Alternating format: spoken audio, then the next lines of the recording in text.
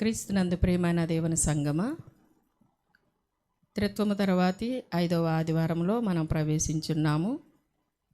కూడి వచ్చినటువంటి మీ అందరకు మన ప్రభువును మన రక్షకుడైనటువంటి యేసుక్రీస్తు నామములో శుభాలు వందనాలు తెలియజేస్తున్నాను. ప్రార్థనతోటి ఈ యొక్క ఆరాధనను ప్రారంభించుకుందాము. ప్రార్థన. మా స్తుతులకు కారణభూతుడు అయినటువంటి నా ప్రియ పరలోకపు తండ్రి, నీకు వెలలేని వందనాలు, స్తుతులు, స్తోత్రములు చెల్లిస్తున్నాను. ఈ యొక్క పరిశుద్ధ ఆదివారం రోజున ఇటు రీతిగా నీ యొక్క సన్నిధానములో చేరి నిన్ను స్తుతించి నీ నామాన్ని ఘనపరిచేటటువంటి భాగ్యమును, ధన్యతను ప్రభా మీరు మాకు అందరికీ ఇచ్చిన విధానానికై నీకు వందనాలు. పాటలు యందు మీరు మహిమ పొందండి. పాడుచున్న ప్రతి ఒక్క బిడ్డ యొక్క స్వరములను మీరు ముట్టండి. నీ దాసుడు తండ్రి వాక్యము విత్తనై ఉండగా తండ్రి వినుచున్నటువంటి ప్రతి ఒక్క బిడ్డల హృదయాలను మీరు తెరవమని అడుగుతున్నాను ప్రభువా. అలాగనే ఈ యొక్క యూట్యూబ్ ఛానల్ను కూడా తండ్రి చూస్తున్నటువంటి ప్రతి ఒక్కరిని కూడా మీరు దర్శించండి.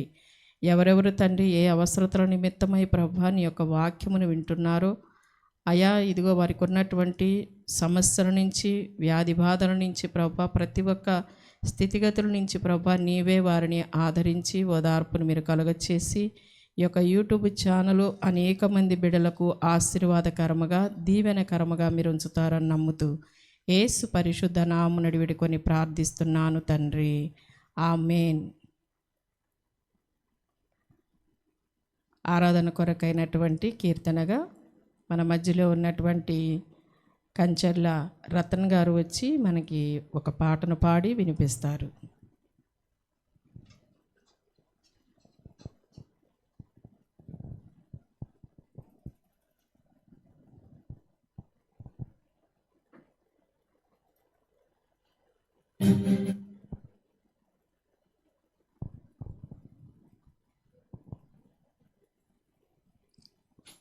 ఆరాధన కొరకు ఏర్పాటు చేసినటువంటి యొక్క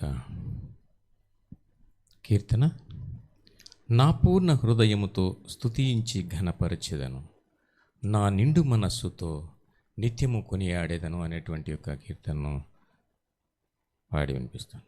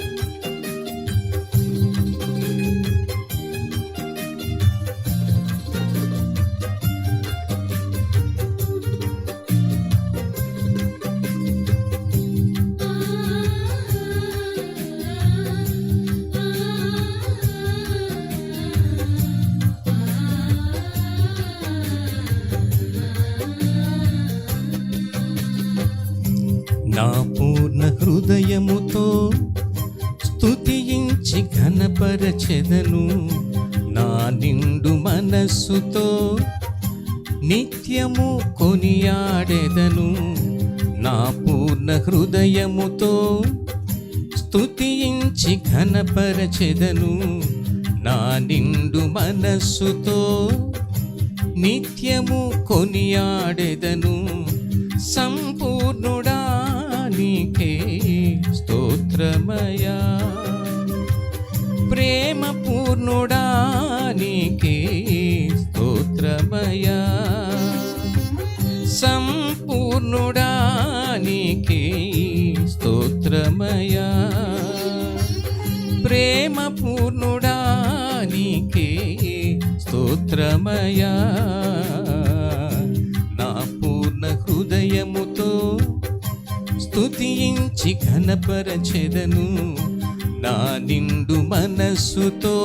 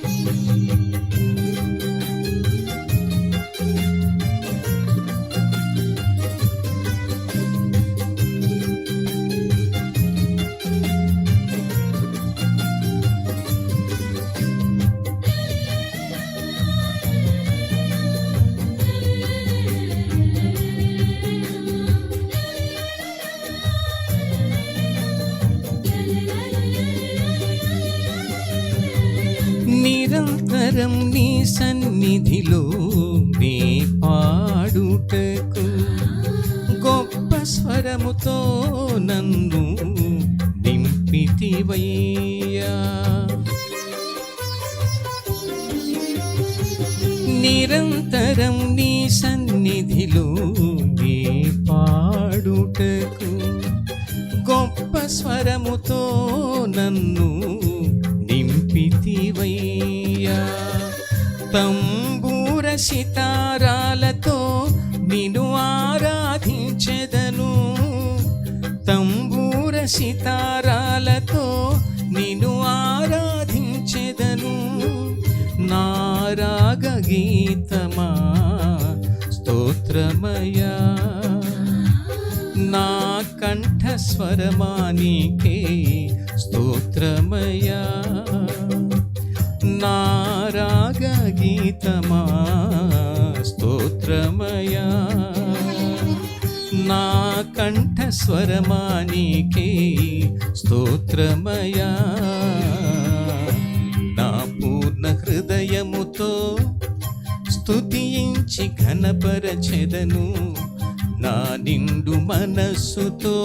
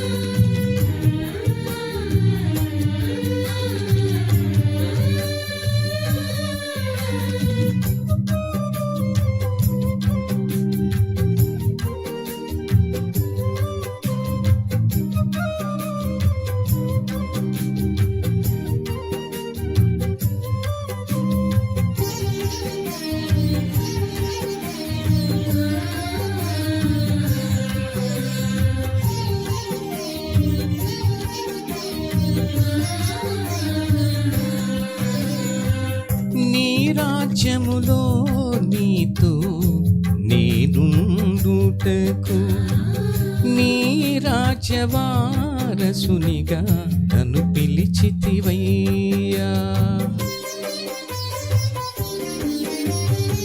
నీ రాజ్యములో నీతో నేనుండుటకు నీ రాజ్యవారసునిగా నన్ను పిలిచితివయ్యా. నా ప్రాణమున్నంత వరకు నీ కీర్తన పాడెదను. నా ప్రాణమున్నంత వరకు నీ కీర్తన పాడెదను.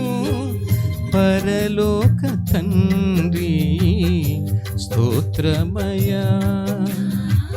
పరిశుద్ధుడా నీకే స్తోత్రమయా. పరలోక తండ్రి స్తోత్రమయా. పరిశుద్ధుడా నీకే స్తోత్రమయా.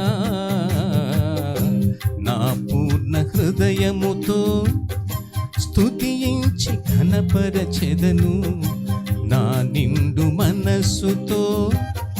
నిత్యము కొనియాడెదను నా పూర్ణ హృదయముతో స్తుతించి ఘనపరచెదను నా నిండు మనస్సుతో, నిత్యము కొనియాడెదను సంపూర్ణుడా నీకే స్తోత్రమయా. ప్రేమ పూర్ణుడా నీకే స్తోత్రమయా. సంపూర్ణుడా నీకే స్తోత్రమయా. ప్రేమ పూర్ణుడా నీకే స్తోత్రమయా.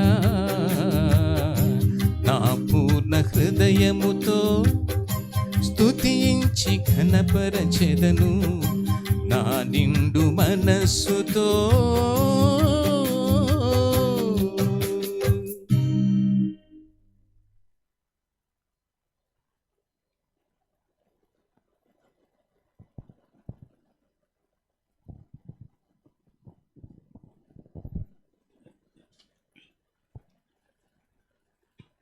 చక్కగా పాట పాడి వినిపించినటువంటి మరి కంచర్ల రత్న గారికి హృదయపూర్వక వందనాలు తెలియజేస్తున్నాను.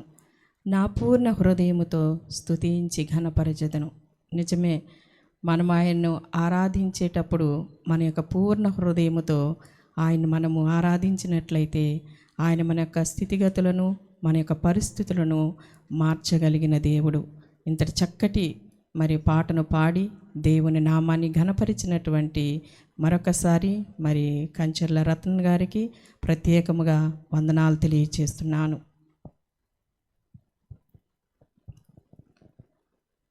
వాక్యంలోనికి వెళదాము. త్రిత్వము తరువాతి 5వ ఆదివారము, లూకాసు సువార్త 9వ అధ్యాయము 19వ వచనము నుంచి 26వ వచనం వరకు మరలా మరి రత్నం గారు వచ్చి మనకు వాక్యాన్ని చదివి వినిపిస్తారు.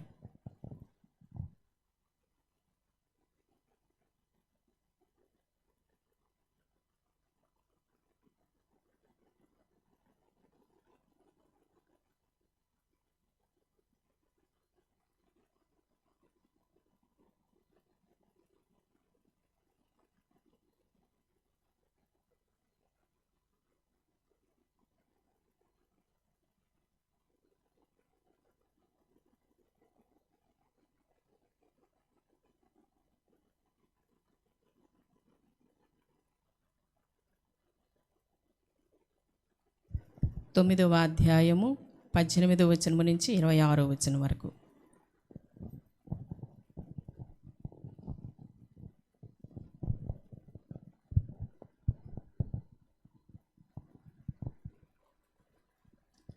లూకాసు సువార్త 9వ అధ్యాయము 19 నుంచి 26 వరకు చదువుకుందాం.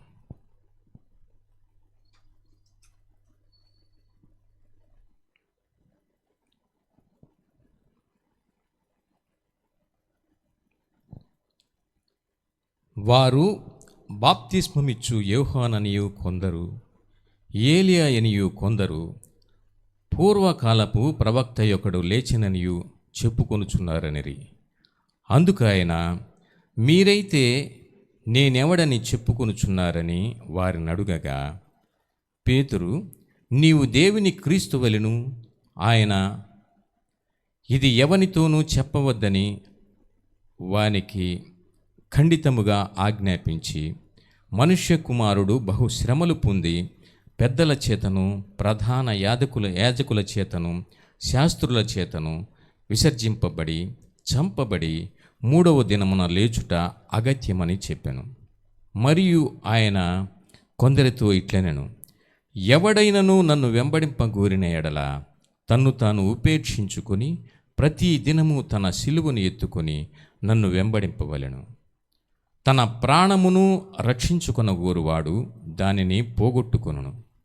నా నిమిత్తమై తన ప్రాణమును పోగొట్టుకొనువాడు దానిని రక్షించుకొనును. ఒకడు లోకమంతయు సంపాదించి తన్ను తాను పోగొట్టుకునిన ఎడల లేక నష్టపరుచుకునిన ఎడల వానికేమి ప్రయోజనము? నన్ను గూర్చియు నా మాటలను గూర్చియు సిగ్గుపడువాడెవడో వాని గూర్చి మనుష్య కుమారుడు తనకు తన తండ్రికిని పరిశుద్ధ దూతలకును కలిగి ఉన్న మహిమతో వచ్చునప్పుడు సిగ్గుపడును. ఈ వాక్యము ఇంత పర్యంతము.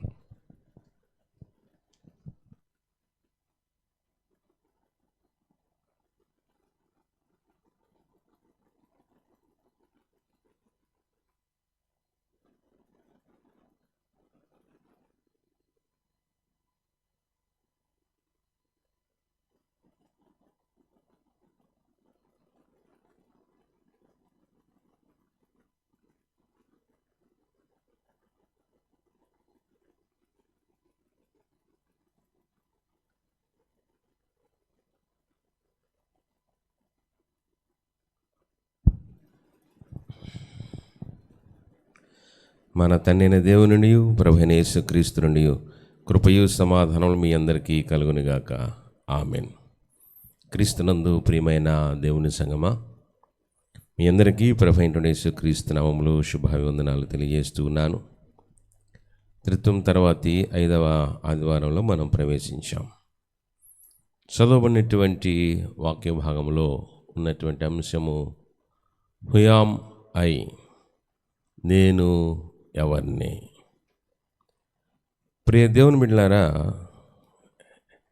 నేటి మానవుడు ఎల్లప్పుడూ కూడా ఎదుటివారి గురించి, పక్కవాని గురించి ఆలోచిస్తూ అతనేం చేస్తున్నాడు, ఇతనేం చేస్తున్నాడు, అతనేం చేయాలి, ఇతనేం చేయాలి అని చెప్పేసి చెప్తూ ఉంటారే కానీ మనమేం చేయాలి, నేనేం చేయాలి, అసలు నేను ఎవరిని, ఎందుకు భూమి మీదకి వచ్చాను, ఎందుకు బ్రతికున్నాను, ఎందుకు ఈ పని చేస్తున్నాను అని తన గురించి తాను ఆలోచించలేనటువంటి అయోమయ అమాయకపు స్థితిలో నేటి మానవుడు, నామకార్థ క్రైస్తవుడు కొట్టుమిట్టాడుతూ ఉన్నాడు.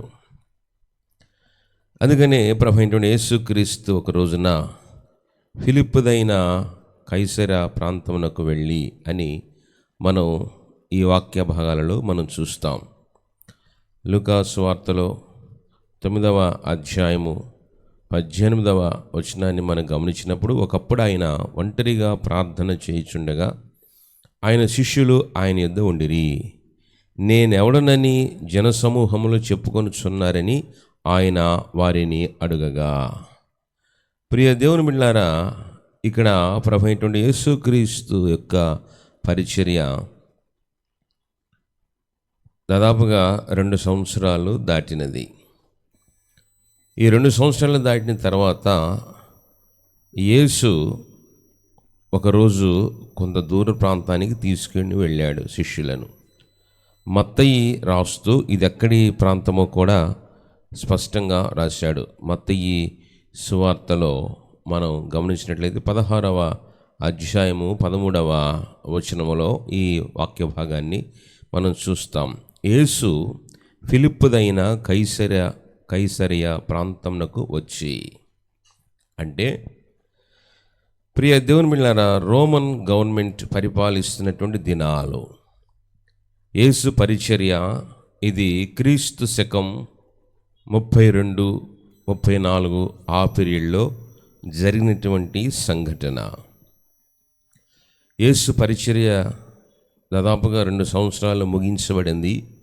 3వ సంవత్సరం తొలి దినాల్లో ఉన్నారు. ఈ 2 సంవత్సరాల పరిచర్య యొక్క రిజల్ట్ ఎలాగుందో ఆయనకు తెలుసు.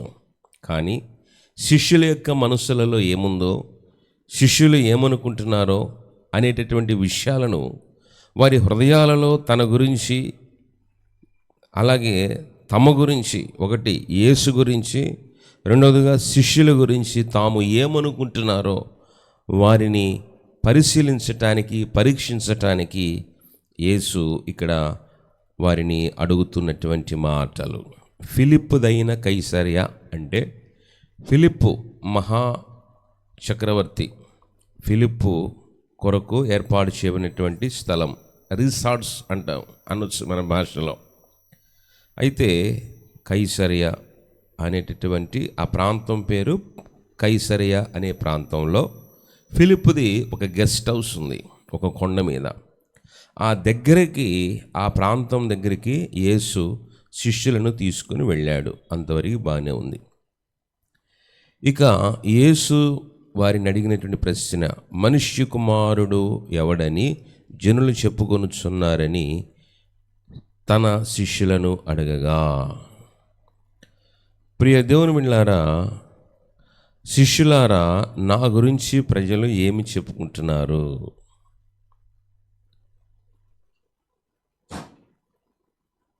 ఓయ్ అమ్మాయి, నేనెవరిని? యేసు గురించి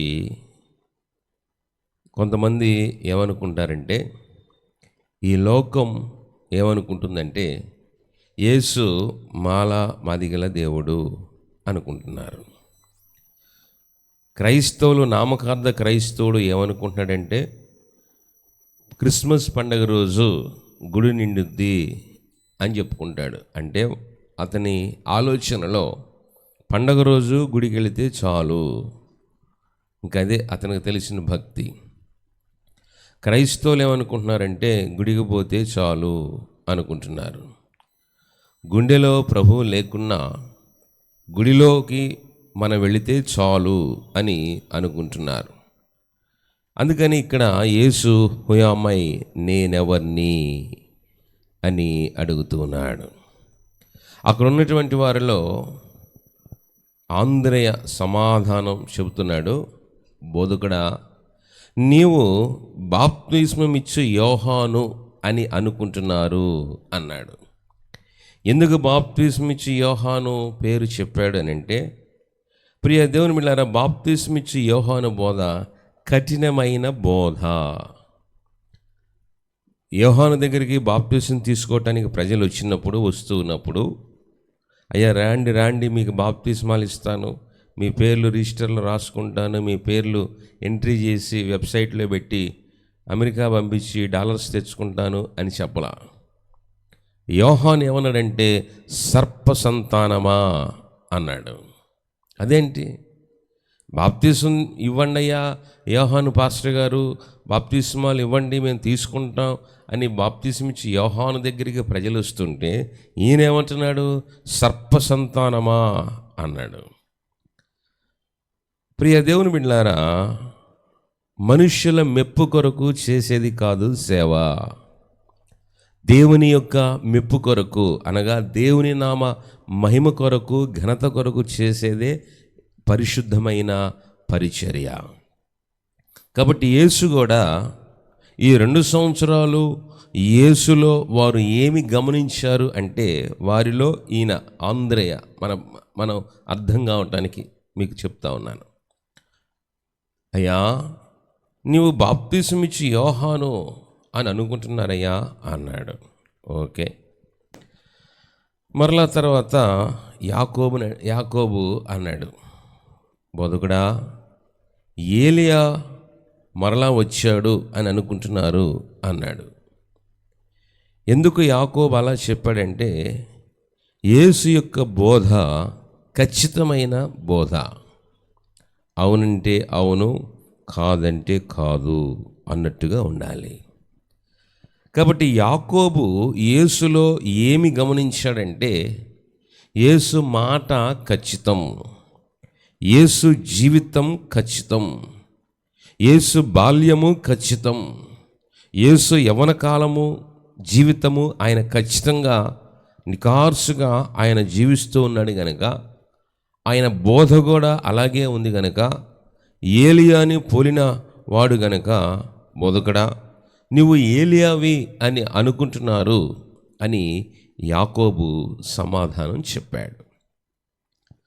అంతలోకి మరొక శిష్యుడు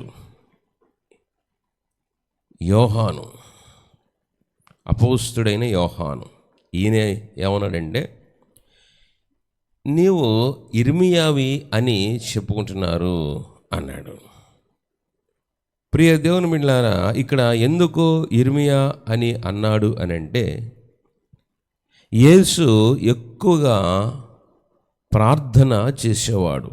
మనం చదవనిటి వాక్య భాగంలో కూడా ఆయన ఒంటరిగా ఉన్నప్పుడు, ప్రార్థన చేస్తూ ఉన్నప్పుడు, శిష్యులు ఆయన దగ్గర ఉన్నప్పుడు అని లూకా మెన్షన్ చేశాడు.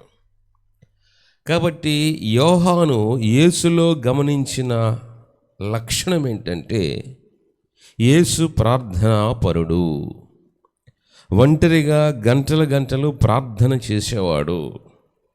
ప్రియ దేవునిలారా, పాత నిబంధన పాఠంలో కూడా ఈరోజు చదివిన పాత నిబంధన పాఠంలో విలాప వాక్యములలో ఇర్మియా దేవుడు తనని యెరూషలేము సంఘము గురించి, యెరూషలేము ప్రజల గురించి విలపించమని తెలిసి ఆయన పరిచర్య అంతా విలపిస్తూనే ఉన్నాడు.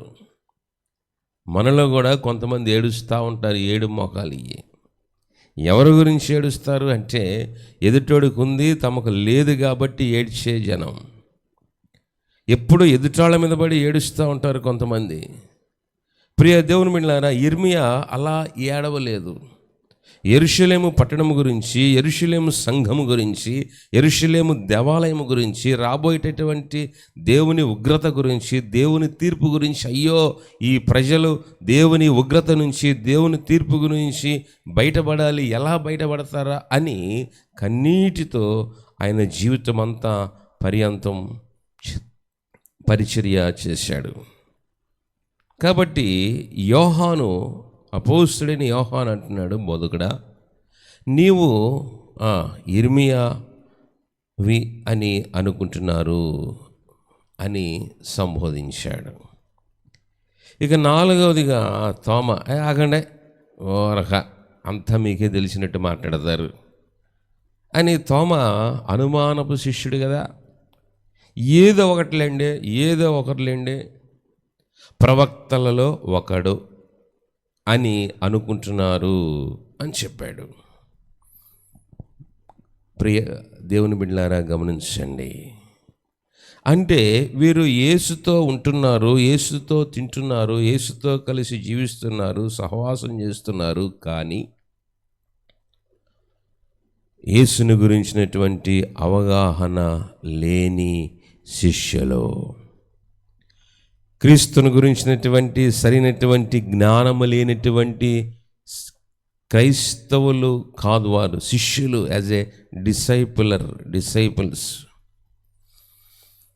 ప్రియ దేవుని బిడ్డలారా, మనం ఎలాగున్నాం, హౌ ఆర్ యూ, నీవు ఎలాగున్నావు అని ప్రశ్నించినప్పుడు నాకేమి, నేను బ్రహ్మాండంగా అంటారు. ఎప్పుడైనా చెరసాల్లో ఉన్నటువంటి వారిని పలకరించడానికి వెళతాను నేను. వారు చెరసాల్లో ఉన్నప్పుడు సూర్యరశ్మి పడదు కనుక కావేరలు వచ్చినాడు వాళ్ళంతా పచ్చగా ఉన్నట్టు వాళ్ళు పచ్చగా ఉంటారు. ఆడ అద్దం ఉండదు కాబట్టి వాళ్ళని చూసుకోలేరు, కాబట్టి వాళ్ళ స్థితి ఏంటో వాళ్ళకి తెలియదు. ఏమయ్యా బాగున్నావంటే వాడంటాడు, నాకేమి, నేను చాలా బాగున్నాను, బయట ఉన్నటువంటి మీకు గంట కొట్టి భోజనం పెట్టరేమో కానీ మాకు గంట కొట్టి 3 పూట్ల 3 పొద్దుల పందెపెట్టెద్దుని పేపినట్టు మేపుతున్నారు, మేము బాగానే ఉన్నాం అన్నాడు. 7 సంవత్సరాలు కఠిన కారాగార శిక్ష, జైలులో అనుభవించి బయటకు వస్తే సూర్యరశ్మి పడకపోవటం వల్ల వాడిలో ఉన్న పార్ట్స్ అన్నీ డ్యామేజ్ అయిపోతే చెదలబట్టిన శరీరం అయిపోయింది ఆ బాడీ. అప్పటికే 3 ఏళ్ళు 4 ఏళ్ళు దాటింది. వాడు బయటకు వస్తే దేనికి పనికిరాడు. కానీ వాడేమనుకుంటున్నాడంటే నేను బాగా ఉన్నాను అని అనుకుంటున్నాడు. ప్రియ దేవుని బిడ్డలారా, నేటి క్రైస్తవులు కూడా ఎలాగా ఉన్నారు, ఏమని అనుకుంటున్నారంటే నాకేమి, నేను గుడికి పోతున్నాను, నేను బాగానే భక్తి చేస్తున్నాను, నాకేమి, నేను చలను 10 రూపాయలు వేస్తున్నాను, నేను బాగానే ఉన్నాను, భక్తి చేస్తున్నాను అనుకుంటున్నారు. నాకేమి, ఏదో ఒక గుడికి వెళుతున్నాను, ఏదో రకం భక్తి చేస్తున్నాను, 10 రూపాయలు కానుకేస్తున్నాను, 10 నిమిషాలు గడిపోస్తున్నాను, కాబట్టి నా భక్తి సరిపోతుంది, నా భక్తి పరలోకానికి చేరుస్తుంది అనేటటువంటి భ్రమలో, మాయలో, మిథ్యలో నేటి ఆధునిక క్రైస్తవుడు జీవిస్తున్నాడు. ప్రియ దేవుళ్ళ, నువ్వు ఎలాగున్నావు? ఈ దేవుడు నిజమైన దేవుడు అని గ్రహించావా? నీ పాత స్థితి మారిందా? నీవు వింటున్న వాక్యానికి విధేయత చూపిస్తున్నావా? నిత్య జీవితానికి, నిత్య జీవానికి వారసుడు అయ్యావా? లేక భ్రమలో బ్రతుకుతున్నావా? భ్రమలో భక్తి చేస్తూ ఉన్నావా? దేవుని వాక్య వెలుగులో మనల్ని మనం పరీక్ష చేసుకోవలసినటువంటి వారమై ఉన్నాం. ఆనాడు యేసు అడిగాడు, ఈ రోజున యేసు నిన్ను నన్ను అడుగుతున్నటువంటి ప్రశ్న, నా గురించి నీవేమనుకుంటున్నావు? యేసు గురించి ఏమనుకుంటున్నావు? ప్రియ దేవుని బిడ్డలారా, మనాడికి ఢిల్లీలో ఉన్న సంగతులు తెలుసు, గల్లీలో ఉన్న సంగతులు తెలుసు, కానీ ఇంట్లో ఉన్న ఇల్లాలి మనసులో ఏముందో తెలియదు. ఇంట్లో ఉన్న పిల్లలు, వయసుకు వచ్చిన పిల్లలు ఏ బజార్లో తిరుగుతున్నారో, ఏ క్లబ్బుల్లో ఉన్నారో, ఏ పబ్బుల్లో తిరుగుతున్నారో తెలియదు. అంతా తెలుసు, అన్నీ తెలుసు అనుకుంటున్నాం, కానీ నీవు దేవుని గురించి తెలియకపోతే, దేవుని వాక్యం గురించి, దేవుని రాజ్యం గురించి నీకు సరైనటువంటి అవగాహన, జ్ఞానము లేకపోతే నీ ఇంట్లో వాళ్ళ గురించి తెలియదు, నీ ఒంట్లో జరిగే స్థితిగతుల గురించి నీకు తెలియదు. ప్రియ దేవుని బిడ్డలారా, కాబట్టి ప్రవక్త శిష్యుడిలో తోమ అన్నాడు, ప్రవక్తలలో ఒకడండి. చాలా తేలిగ్గా సమాధానం చెప్తారే. కొన్ని సందర్భాల్లో దేవుడన్నా, దేవుని వాక్యమైనా, దేవుని సన్నిధన్నా, దేవుని దైవజనుడన్నా చాలా తేలిగ్గా సమాధానం చెప్తారు. ఎవడో ఒకళ్ళండి, ప్రవక్తల్లో ఒకడో అన్నాడు. కుదరదు. అందరూ దేవుళ్ళు అయితే అందరిలో ఈ దేవుడు ఒకడు కాదు. ప్రియ దేవుని బిడ్డలారా, ఆర్టీసీ బస్సులో 3 మతాల 3 ఫోటోలు పెడతారు, అవసరమైతే 4 కూడా పెడతారు వాళ్ళు. క్రైస్తవులకు ఒక జీసస్ ఫోటో వేస్తారు, ముస్లిమ్స్కి మహమ్మద్ ప్రవక్త ఫోటో వేస్తారు, హైందవులకి ఇంకొక ఫోటో, వాళ్ళ దేవుడు ఏదో ఒక ఫోటో వేస్తారు. అంటే ఏంటి? 3 దేవుళ్ళు ఫోటోలు పెడతారు. అందరూ దేవుళ్ళు కాదు. అన్ని దారులు పరలోకానికి చేరవు. ఎందుకయ్యా ఈ భక్తి చేస్తున్నామని అంటే టైంపాస్ కోసం కాదు, ఎంటర్టైన్మెంట్ కోసం కాదు, కాలక్షేపం కోసం కాదు. ఎటర్నల్ లైఫ్, నిత్య జీవాన్ని పొందుకోవటానికి, నిత్య జీవంలోనికి చేరటానికి ఈ భక్తి చేయాలి. అయితే ప్రియ దేవుని బిడ్డలారా, అన్ని దారులు పరలోకానికి పోవో. ప్రభువు సెలవిచ్చిన మాట, నా ద్వారా తప్ప ఎవడు తండ్రి యొద్దకు రాడు అని స్పష్టంగా చెప్పాడు. ఏదో ఒక దారిలో పోతే పోవు. మన గుంటూరు జంక్షన్లో, లేకపోతే విజయవాడ జంక్షన్లో, తెనాలి జంక్షన్లోకి వెళ్ళి బండి వచ్చినప్పుడు ఏదో ఒక బండి ఎక్కరాదు, పోవు. చెన్నై వెళ్ళాలంటే చెన్నై ట్రైన్ ఎక్కాలి, హైదరాబాద్ వెళ్ళాలంటే హైదరాబాద్ ట్రైన్ ఎక్కాలి. ప్రియ దేవుని బిడ్డలారా, అలాగే మనం ఉదయం అంతా పగలంతా పనిచేసి సాయంత్రం వచ్చినప్పుడు ఏదో ఒక ఇంటికి పోరాదు. అన్ని అపార్ట్మెంట్స్లో ఫ్లాట్లు 60, 20, 30, 60 ఫ్లాట్లు ఉంటాయి. అన్ని ఫ్లాట్స్ ఒకేలాగా ఉంటాయి. ఏదో ఒక ఫ్లాట్లోకి వెళ్ళరాదు, వెళ్ళకూడదు. ప్రియ దేవుని బిడ్డలారా, అందరూ దేవుళ్ళు ఒకటి కాదు. ఖద్దరు చొక్కా తొడుక్కున్నాడు ప్రతివాడు రాజకీయ నాయకుడు కాదు. సంచి తగిలించుకున్న ప్రతివాడు సేవకుడు కాదు. ఆ వ్యత్యాసాన్ని గమనించాలి.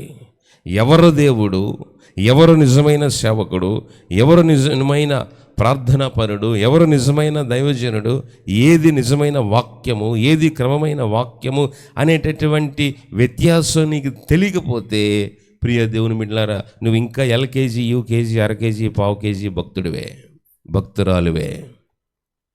బట్టల షాపులోకి వెళ్ళినప్పుడు 10,000 రూపాయలు పెట్టి పట్టు చీర తీసుకుంటానికి పోయినప్పుడు 100 రూపాయలు కాటన్ చీర చూపించి, అమ్మ ఇది 10,000 ఉప్పాడ పట్టు లేకపోతే ఇంకొక పట్టు అని చెప్పేసి అంటే తీసుకుంటా, ఏదో ఒకట్లే అని తీసుకుని రారాదు.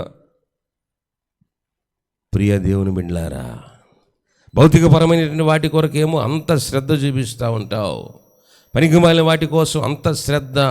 పలానా హోటల్లో భోజనం బాగుంటుంది, పలానా హోటల్లో టిఫిన్ బాగుంటుంది, పలానా చోట అది బాగుంటుంది, ఇది బాగుంటుంది అని ఎంపర్లాడతావు, కానీ ఎక్కడ దేవుని వాక్యము ఉంటుంది, ఎక్కడ దేవుని వాక్యము ఉన్నది ఉన్నట్టుగా చెబుతున్నారు, ఎక్కడ దేవుని వాక్యం చేత విశ్వాసిని పెంచుతున్నారు అనేటటువంటి పర్యవేక్షణ, అనేటటువంటి శ్రద్ధ నీకేమైనా ఉంటుందా? ఏదో ఒకట్లే అని ఎక్కడ పడితే అక్కడికి పోకూడదు. ప్రియ దేవుని బిడ్డలారా, గమనించండి.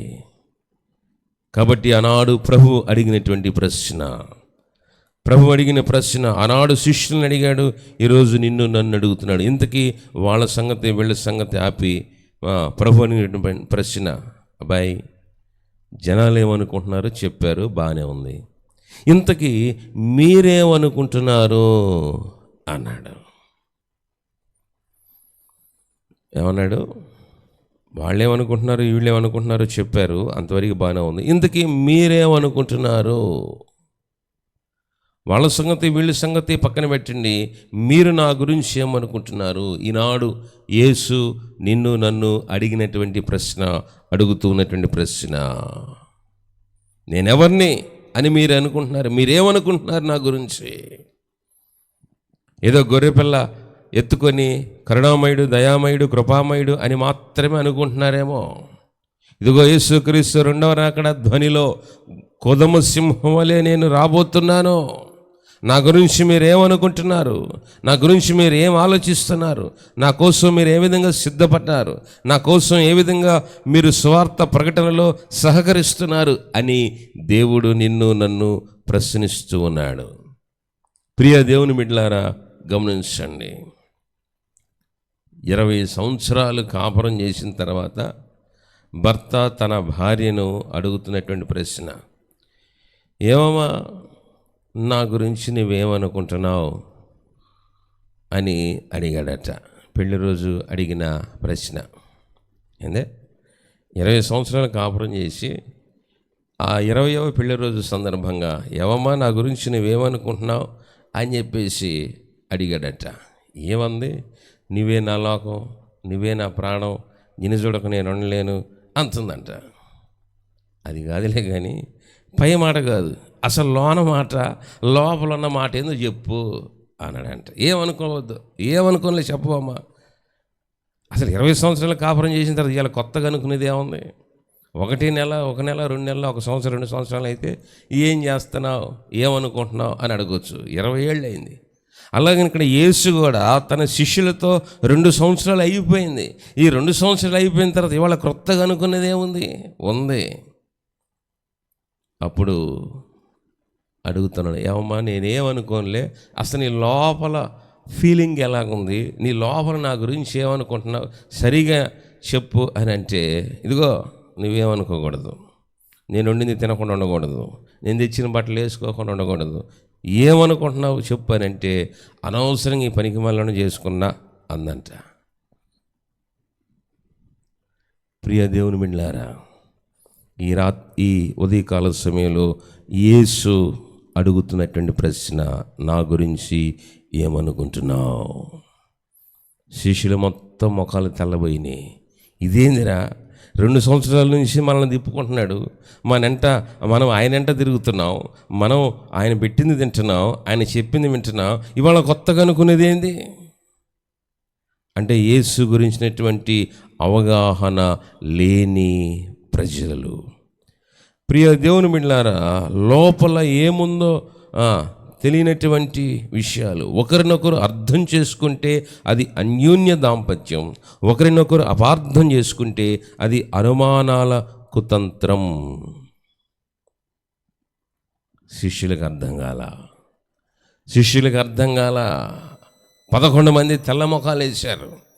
ప్రియ దేవుని బిడ్డలారా, గమనించండి, యేసు ఎవరో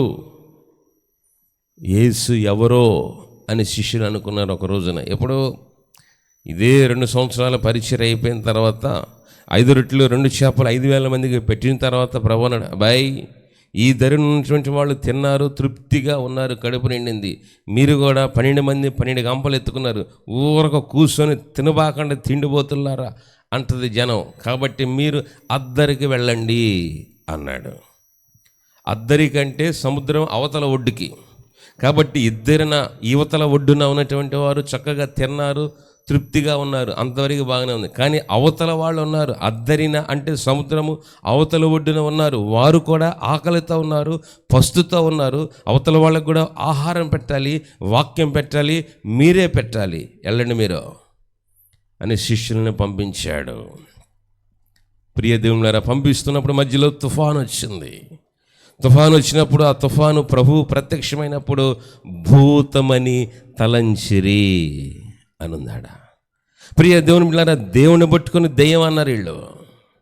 నేటి క్రైస్తవులు క్రీస్తుని గురించినటువంటి అవగాహన లేక ఏది దేవుడో ఏది దెయ్యమో, ఎవరు తన పిల్లలకు మేలు చేసేవారు, ఎవరు కీడు చేసేవారు, యవనస్తులైనటువంటి పిల్లలకు తమ తల్లిదండ్రులు చెబుతున్నప్పుడు ఆ తల్లిదండ్రులు వారికి భూతాల్లాగా దెయ్యాల్లాగా కనపడతారు.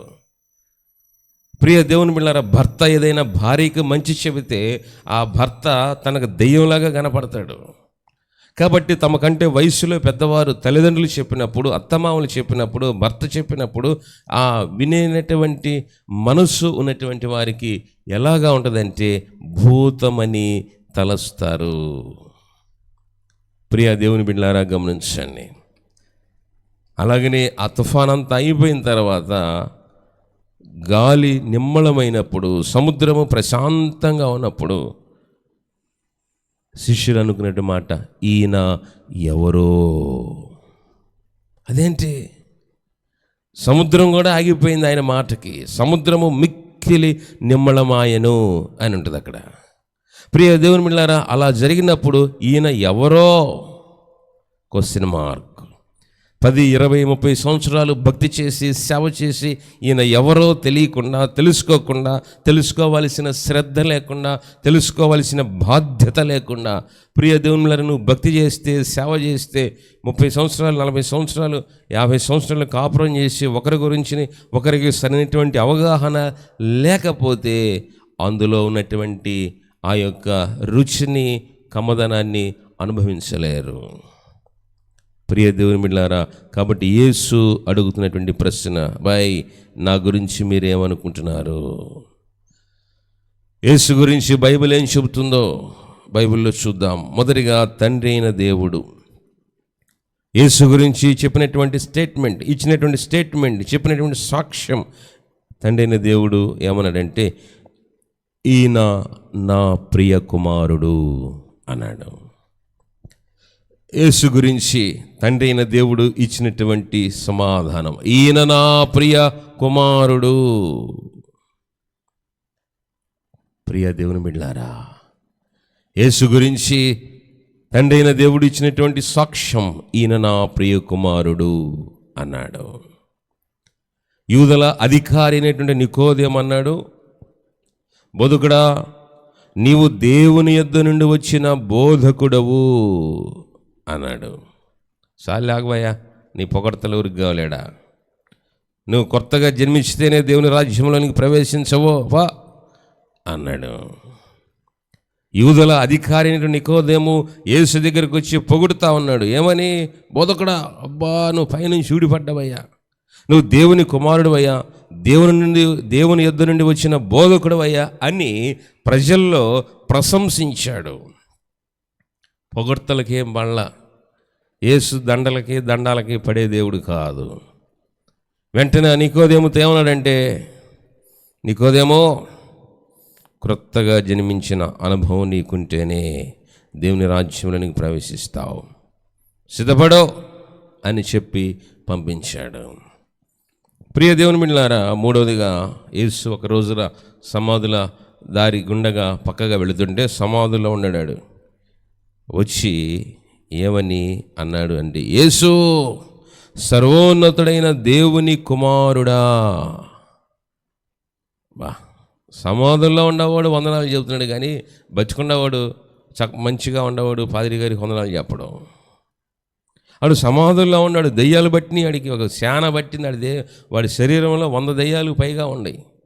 వాడు వచ్చి అంటున్నాడు, సర్వోన్నతుడైన దేవుని కుమారుడా నాతో నీకేమి అంటున్నాడు.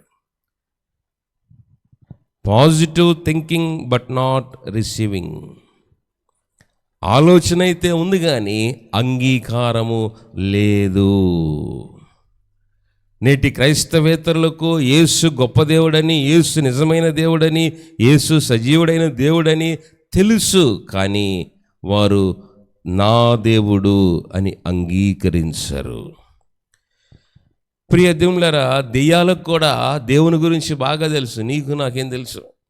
మనకంటే ఎక్కువ బాగా దేవుని గురించి దెయ్యానికి బాగా తెలుసు, కానీ అవి దేవుని వాక్యానికి, దేవుని చిత్తానికి, దేవుని క్రమానికి లోబడరు. సర్వోన్నతుడైన దేవుని కుమారుడా అని సంబోధిస్తున్నాడు. అయ్యా, నాతో నీకేం పని?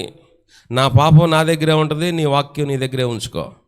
నా రోగం నా దగ్గరే ఉంటుంది, నా బలహీనత నాకే ఉంటుంది, నీ రక్తం నీ దగ్గరే పెట్టుకో. నీ రక్తంతో నాకు పని లేదు, నా పాపంతో నీకు పని లేదు. అంటే క్రీస్తుని గురించినటువంటి అవగాహన అయితే ఉంది, కానీ అంగీకారము లేదు. ప్రియ దేవుని బిడ్డలారా, నువ్వు ఇంకా ప్రభురాత్రి భూమి సంస్కార ప్రార్థనలో పాల్గొనకుండా, క్రీస్తు రక్తములో పాలు పంపులు పుచ్చకుండా, నీ హృదయంలో పాపాన్ని పెట్టుకొని, నీ హృదయంలో బలహీనతను పెట్టుకొని, నీ హృదయంలో రోగాన్ని పెట్టుకొని, దేవా నన్ను కరుణించు అని అంటే, ఈ దేవునిని నీవు సరిగా అంగీకరించినట్లే లెక్క. ప్రియ దేవుని బిడ్డలారా, గమనించండి. కాబట్టి దేవుని గురించి, దేవుని వాక్యం దెయ్యానికి బాగా తెలుసు, కానీ అవి దేవునికి లోబడవు. ప్రియ దేవుని బిడ్డలారా, మీ తల్లిదండ్రులకు నువ్వు లోబడుతున్నావా? నీ భర్తకు నువ్వు లోబడుతున్నావా? నీ ఉపాధ్యాయునికి నువ్వు లోబడుతున్నావా? నీ సుపీరియర్కి నువ్వు లోబడుతున్నావా? నీ యజమానికి నువ్వు లోబడుతున్నావా? కనబడే తల్లిదండ్రులకి, కనబడే భర్తకు లోబడకుండా, భయపడకుండా, కనబడని దేవునికి నేను లోబడుతున్నాను, భయపడుతున్నాను అనుకోవటం ఒట్టి కళ్ళ అబద్ధము. కనబడే తల్లిదండ్రులకు నువ్వు భయపడాలి, లోబడాలి. కనబడే భర్తకు భయపడాలి, లోబడాలి. కనపడేటటువంటి పాస్టర్ గారికి భయపడాలి, లోబడాలి. దేవుని వాక్యానికి లోబడాలి, దేవుని చిత్తానికి లోబడాలి. ఇవేమీ చేయకుండా నేను డైరెక్ట్గా దేవుని చూశాను, దేవుని దగ్గరికి పోతాను, రాత్రి నాకు దేవుడు చెప్పాడంటే నీకంటే పెద్ద దెయ్యం ఇంకొకళ్ళు ఉండరు. ప్రియా దేవుని బిడ్డలారా, వాక్యము చూడు. సర్వోన్నతుడైన దేవుని కుమారుడు అంటున్నాడు, కానీ వాడు క్రీస్తుని అంగీకరించలేదు. ఒకవేళ అలాంటి స్థితిలో నువ్వు ఉన్నావేమో, దేవుని వాక్య వెలుగులో మళ్ళీ మనం పరీక్ష చేసుకోవాల్సినటువంటి వారమై ఉన్నాం. 4వదిగా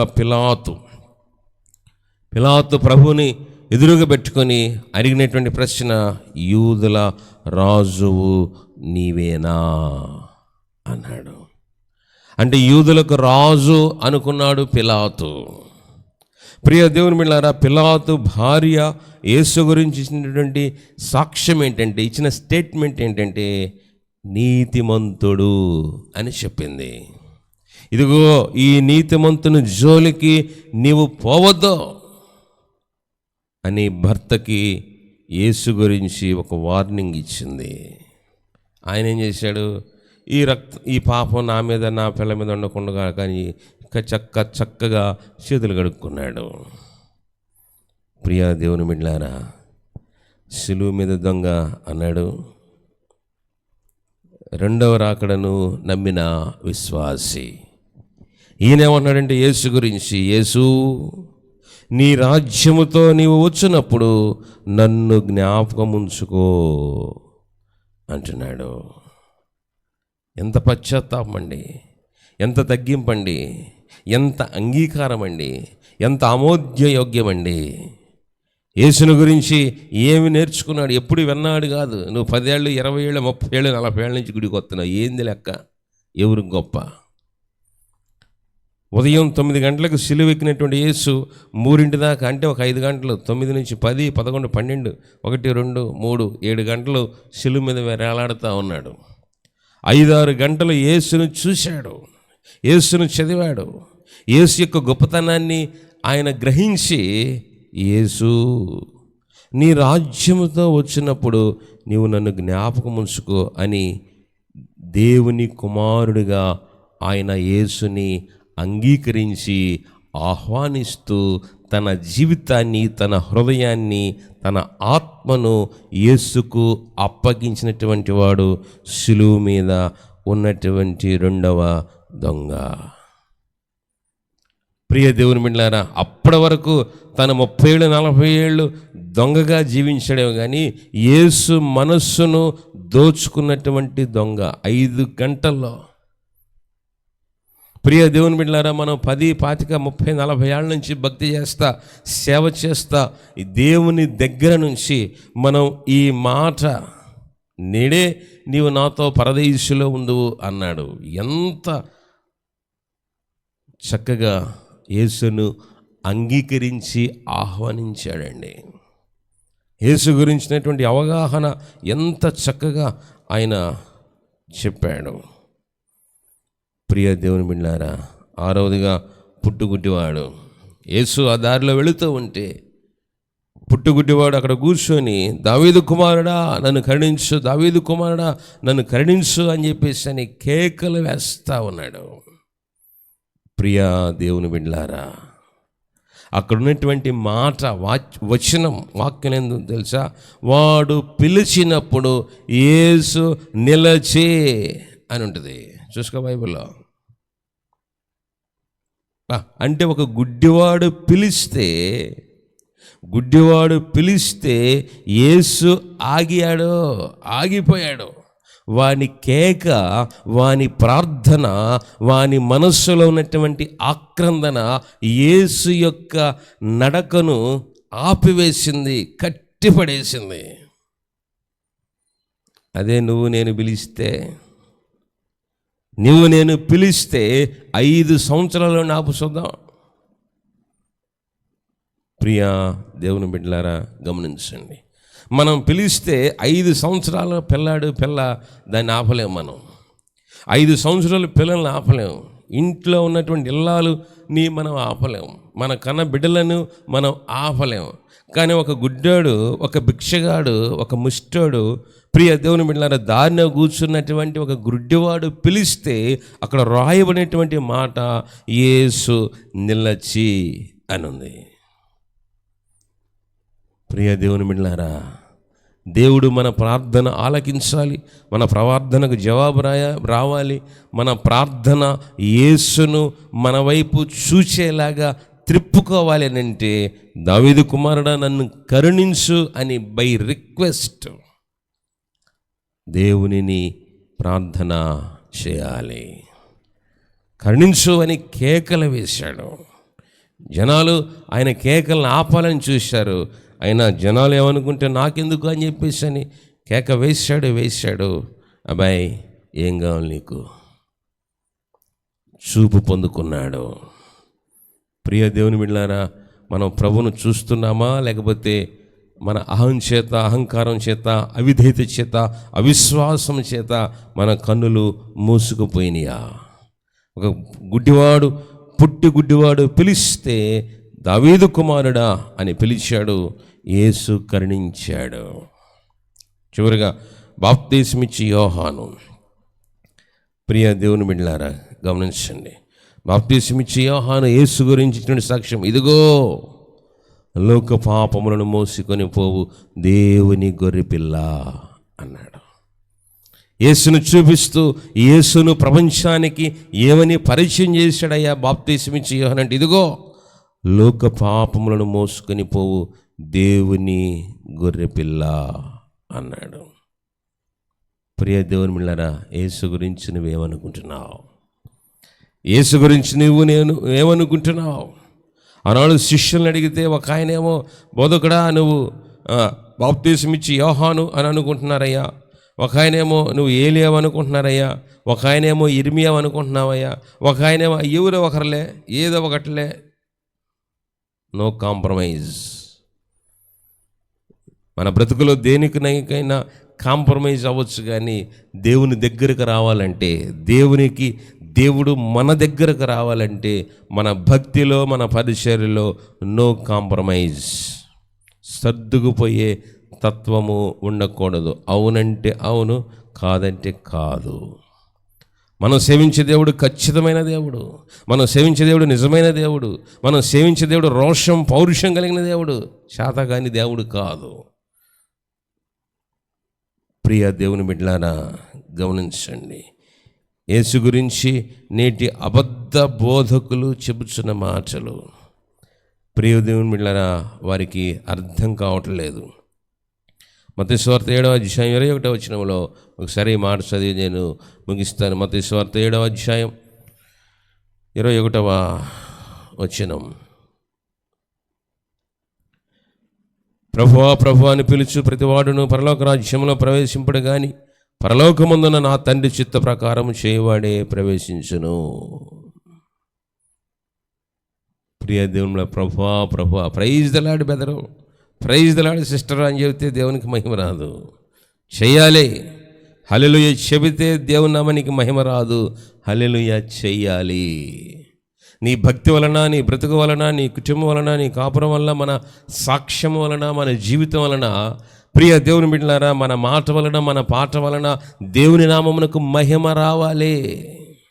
100 సార్లు హల్లెలూయా చెబితే దేవుని నామానికి మహిమ రాదు. అదే చెబుతున్నాడు ప్రభువా ప్రభువా అని పిలిచి ప్రతివాడు పరలోక రాజ్యంలో ప్రవేశించడే కానీ తండ్రి చిత్తము జరిగించువాడే. కాబట్టి ఆ మాట చెప్పినప్పుడు ప్రభు అక్కడ అన్నమాట 22 వచ్చింది. ఆ దినమందు అనేకులను చూసి ప్రభువా నీ నామమున ప్రవచింపలేదా, నీ నామమున దెయ్యములను వెళ్ళగొట్టలేదా, నీ నామమున అనేకమైన అద్భుతములు చేయలేదా అని చెప్పుదురు. అప్పుడు నేను మిమ్మును ఎన్నడూ ఎరుగను, అక్రమము చేయవర్లారా నా ఎద్దు నుండి పొండి అని వారితో చెప్పుదును.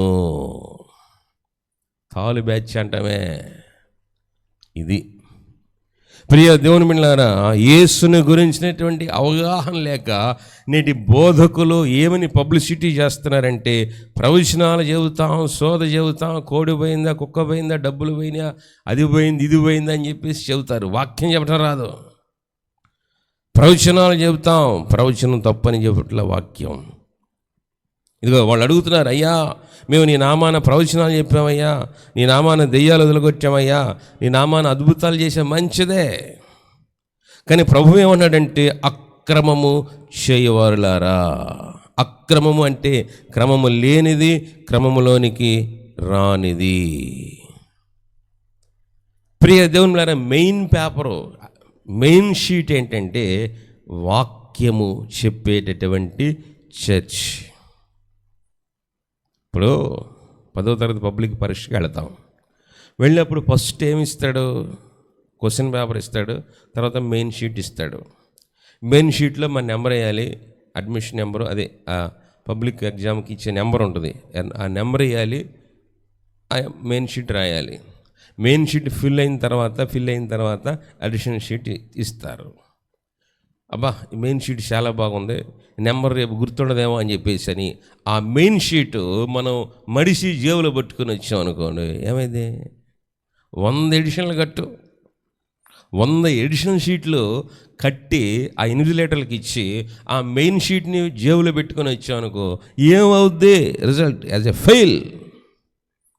నేటి అక్రమమైన బోధకులు, బాధకులు చేసే సేవ ఇదిగో ఇదే. ప్రియ దేవుని బిడ్డలారా, ఏం చెబుతున్నాడంటే మీకు అప్పులా, మీ అప్పులు పోతాయి. ఈయన బ్యాంక్ మేనేజరా నీకు లోన్లు ఇవ్వడానికి, అప్పులు తీర్చడానికి? అంటే యేసుని ఎలా ఫోకస్ చేస్తున్నారు, యేసుని ఎలా పబ్లిసిటీ చేస్తున్నారంటే ఈ చెప్పే వాళ్ళకి తెలియదు, వచ్చే వాళ్ళకి అంతకంటే తెలియదు. మీకు దెయ్యాలా? దెయ్యాలు వదలగొట్టడానికి నేను భూత బేతాళ మాంత్రికుడా? పోతాయి, అది సెకండరీ థింగ్. మీకు రోగాలా, మీకు ఎయిడ్సా అంటే నేను డాక్టర్ అయింది, డాక్టరే. కానీ హృదయ శుద్ధి గలవారు ధన్యులు, వారు దేవుని చూసెదరు అంటే హృదయాన్ని శుద్ధి చేసుకోమంటే హృదయ శుద్ధి ఎవరికి కావాలి? అంటే నేటి బోధకులు, బాధకులు ఏం చెప్తున్నారంటే ప్రవచనాలు చెబుతాం, దెయ్యాలు ఎల్లగొడతాం, అద్భుతాలు చేస్తాం అని చెప్పేసి అని యేసుని చేయాల్సిన రీతిలో ఫోకస్ చేయకుండా, సువార్తను ప్రకటించాల్సిన రీతిలో ప్రకటించకుండా, అసలు దేవుని చిత్తం ఏంటో తెలుసుకోకుండా, దేవుని చిత్తాన్ని ప్రకటించకుండా కేవలం అడిషనల్ షీట్స్ మాత్రమే పంచుకుంటా, చెప్పుకుంటా వెళుతున్నారు. అర్థమైందా? అయ్యా నీ నామం పేరట మేము వాక్యం చెప్పామయ్యా అన్నవాడు ఎవడు ఉన్నాడా? వాక్యం చెప్పి సంఘాన్ని కట్టాలి, వాక్యములో విశ్వాసిని పెంచాలి. కానీ ఇవేమీ లేకుండా కేవలం దయ్యాలు, ప్రవచనాలు, అద్భుతాలు, స్వస్థతలు, ఇంకా ఇంకా ఇంకా ఇంకా ఎక్స్ట్రా అవన్నిటినీ ప్రభు ఒక్క మాటలో చెప్పేశాడు, అక్రమము చేయవారులారా గెట్ అవుట్ అన్నాడు. అందుకనే యేసు అడుగుతున్నటువంటి ప్రశ్న, నా గురించి మీరేమనుకుంటున్నారు? ప్రియ దేవుని బిడ్డలారా, త్రిత్వం తర్వాతే 5వ ఆదివారంలో మనం ఉన్నాం. ఈ ఉదయకాల సమయంలో, ఈ మధ్యాహ్న కాల సమయంలో యేసు గురించి నువ్వేమనుకుంటున్నావు? ఇదిగో బాప్తిస్మిచ్చి యోహానని ఆయన సమాధానం చెప్పాడు. వాళ్ళ సమాధానం లేని సమాధానం కాదు, నువ్వేమనుకుంటున్నావు? హుయామై, నేనెవరిని? హు ఆర్ యు, నీవెవరు? హౌ ఆర్ యు, నీవెలాగున్నావు? ఈ దేవుడు నిజమైన దేవుడు అని గ్రహించావా? నీ పాప స్థితిని, పాత స్థితి నీ గుర్తించి దాన్ని మార్చుకున్నావా? వింటున్న వాక్యానికి విధేయత చూపిస్తున్నావా? నిత్య జీవానికి వారసుడు అవటానికి సిద్ధపడుతున్నావా? లేకపోతే కాసేపు కూర్చొని వెళ్తే సరిపోద్దిలే, ఒక పాట పాడితే సరిపోద్దిలే, బైబిల్ చదివితే సరిపోద్దిలే, ఏం చేసినా ఎట్టాగున్నా దేవుని దగ్గరికి వెళ్ళొచ్చులే అనేటటువంటి భ్రమలో, మాయలో బ్రతుకుతూ ఉన్నావా? నా గురించి మీరు ఏమనుకుంటున్నారని యేసు అడిగిన ప్రశ్నకు పేతురు చెప్పినటువంటి మాట, బోధకుడా, నీవు సజీవుడైన దేవుని కుమారుడవు. సత్యాన్ని గ్రహించాడు పేతురు, వాస్తవాన్ని చెప్పాడు. శభాష్ పేతురు, వాస్తవాన్ని గ్రహించవయ్యా, వాస్తవాన్ని ఒప్పుకున్నావయ్యా అని చెప్పేసి అని, నా తండ్రి నిన్ను నీకు బయలుపరిచితేనే తప్ప ఇది నీకు బయలుపరచబడదు. ప్రియ దేవుని బిడ్డలారా, ఇప్పుడైనా అడిగావు అసలు ఆ దేవుణ్ణి? అయ్యా, వాక్యం పాదిరి గారు ఏదో చెబుతున్నాడు, చెప్పుకుంటా పోతున్నాడు, కానీ ఒక్క మొక్క నా బుర్రలోకి పోవట్లేదయ్యా. ఎందుకంటే వచ్చేటప్పుడు 2 ముక్కలు తిన్నా, వెళ్ళిపోయినాక 4 ముక్కలు తింటా, ఇంక ఈ ముక్క ఎడగబాద్ది లోపలికి. కాబట్టి పరిశుద్ధాత్మ దేవుని, ప్రభువా, నీ చెప్పబడేటటువంటి వాక్యము నా హృదయములోనికి వెళ్ళేటట్లు చెయ్యయ్యా అని తండ్రి బయలుపరచబడాలి అని అంటే, వాక్యము బయలుపరచబడాలి అంటే, వాక్యము హృదయంలోనికి వెళ్ళాలంటే, ప్రియ దేవుని బిడ్డలారా, పరిశుద్ధాత్మ దేవుడు నీకు బయలుపరచబడితే తప్ప ఈ వాక్యం నీకు ఒక్క ముక్క కూడా వెళ్ళదు, ఒక్క స్పూన్ కూడా లోపలికి వెళ్ళదు. ఆదివారం ఆరాధనలో 1 గంట 2 గంటలు 3 గంటలు కూర్చున్న బోర్లించిన చెమ్ము మీద వర్షం పడ్డట్టే. వర్షం జోరుగా పడుతుంది, అమ్మ వర్షం పడుతుంది కాసి నీళ్లు పట్టమ్మా అని చెప్పేసి అని ఈ నిద్రపోయేటటువంటి తల్లి ఈ యవనస్తులైనటువంటి పిల్లకి చెప్పిందంట. ఇది ఇంకా నిద్రపోయేది పోయి ఏం చేసింది, ఆ బెంద తీసుకుపోయి సూర్యు మీద నుంచి నీళ్లు పడతా ఉంటే ఆ బోర్లు ఇచ్చిన బెంద తీసుకెళ్ళి అంతే బోర్లు ఇచ్చి పెట్టిందంట. వర్షం కొండపోత పోస్తూ ఉంది, చెమ్ములో బిందెలో లోపల తడవన కూడా తడవల. మన భక్తి బతుకు అట్టాగే ఉంది. ప్రియ దేవుని పరిశుద్ధాత్మ దేవుడు నీ హృదయాన్ని సంధించినప్పుడు, దేవుని వాక్యము నీ హృదయములో పోస్తూ ఉన్నప్పుడు నీ హృదయము నిండాలి, నీ హృదయము పండాలి, నీ కుటుంబము పండాలి. అలా కావాలి అని అంటే నీ హృదయము తెరవబడాలి. అలనాడు పౌలు భక్తుడు వాక్యం చెబుతా ఉంటే, ప్రభువు లూదియా హృదయమును తెరిచెను అని ఉంది అక్కడ. హృదయం తెరవబడాలి. దేవుని వాక్యము చెబుతూ ఉన్నప్పుడు దేవుని వాక్యం చేత నీ హృదయం అనే తలుపు తెరవబడితేనే ఈ హృదయంలోనికి వాక్యం వెళుతుంది. నువ్వన్నీ తలుపులు తాళాలు వేసుకొని మూసుకొని వచ్చి ఇక్కడికి వాక్యం చెప్తా ఉంటే నీ హృదయంలోకి వెళ్ళట్లా. కాబట్టి ప్రియ దేవుని బిడ్డలారా, పేతురు చెప్తున్నాడు, అయ్యా నీవు సజీవుడైన దేవుని కుమారుడువు అన్నప్పుడు ప్రభు చెప్పాడు, పేతురు నీవు ధన్యుడవు. ప్రియ దేవుని బిడ్డలారా, ధన్యుడు అనగా ఒకటి దేవుని చేత దీవించబడినవాడు, రెండవదిగా దేవుని రాజ్యాన్ని సంపాదించుకున్నవాడు.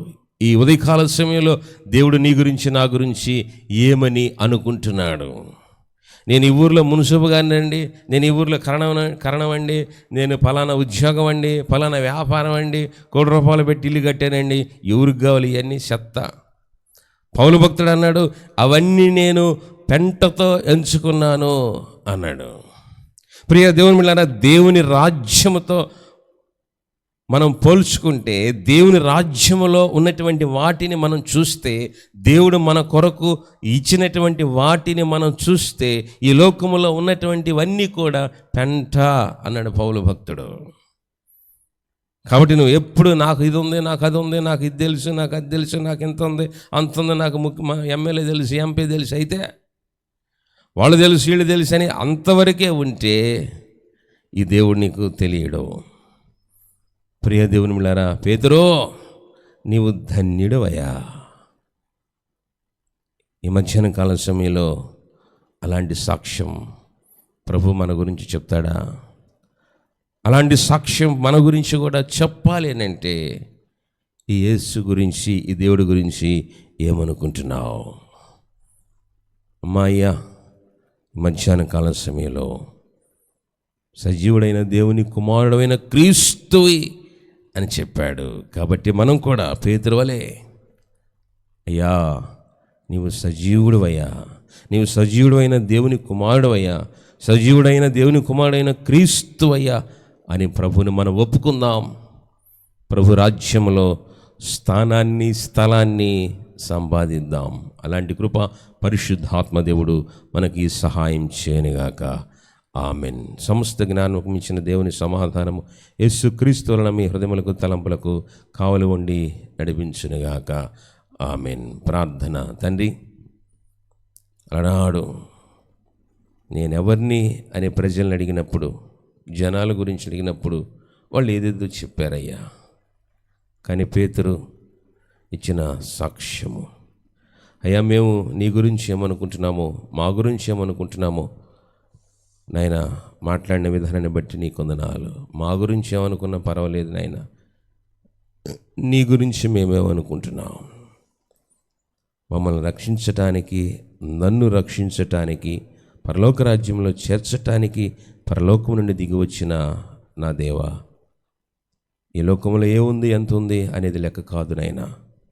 నీ రక్తములో కడగబడి, నీ వాక్యం చేత శుద్ధీకరించబడి, నీ నిత్య రాజ్యానికి వారసుడిగా మమ్మల్ని మేము సిద్ధపరచుకుంటూ పేతురును పిలిచినట్లుగా, పేతురు నీవు ధన్యుడు అని పిలిచావు. మేము కూడా అలాంటి ధన్యతలోనికి నడిపించబడటకు నీ ఆత్మశక్తిని, ఆత్మ నడిపింపును మాకు దయచేసి, వాక్యాన్ని విన్నటువంటి ప్రతి ఒక్కరూ ప్రభువా పేతురు వలె ధన్యకరమైనటువంటి జీవితాన్ని జీవిస్తూ ముందుకు సాగుటకు నేర్పించమని యేసు నామమున అడుగుచున్నాము తండ్రి. ఆమెన్. తండ్రి, కుమార, పరిశుద్ధాత్మ త్రియేక దేవుని దీవెన తోడే నడిపించునుగాక. ఆమెన్.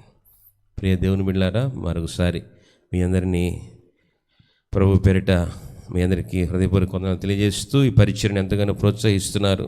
దాదాపుగా ఇప్పటికీ 10,000 మంది పైగా వీక్షిస్తున్నారు. కానీ చాలా కొద్ది మంది సబ్స్క్రైబ్ చేసిన వారు, కొద్దిమందే లైక్ చేసినటువంటి వారికి చాలా కొద్దిమందే.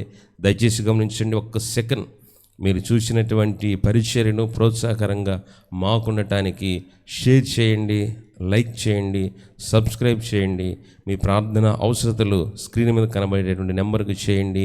పరిచర్యను ప్రోత్సహించడానికి మీకు ప్రేరేపించబడినట్లయితే కానుక ఆ యొక్క స్క్రీన్ మీద కనబడేటటువంటి ఫోన్పేకి చేసి ఇచ్చి పరిచర్యలో సహకరించండి. దేవుడు మిమ్మల్ని, మీ కుటుంబాలను బహుగా దీవించునుగాక. ఈ పరిచర్య మీ అందరికీ ప్రోత్సాహంగా ఉండునుగాక. దేవుడు మిమ్మల్ని బహుగా దీవించి పోషించి సంరక్షించునుగాక. ఆమెన్. Thank you.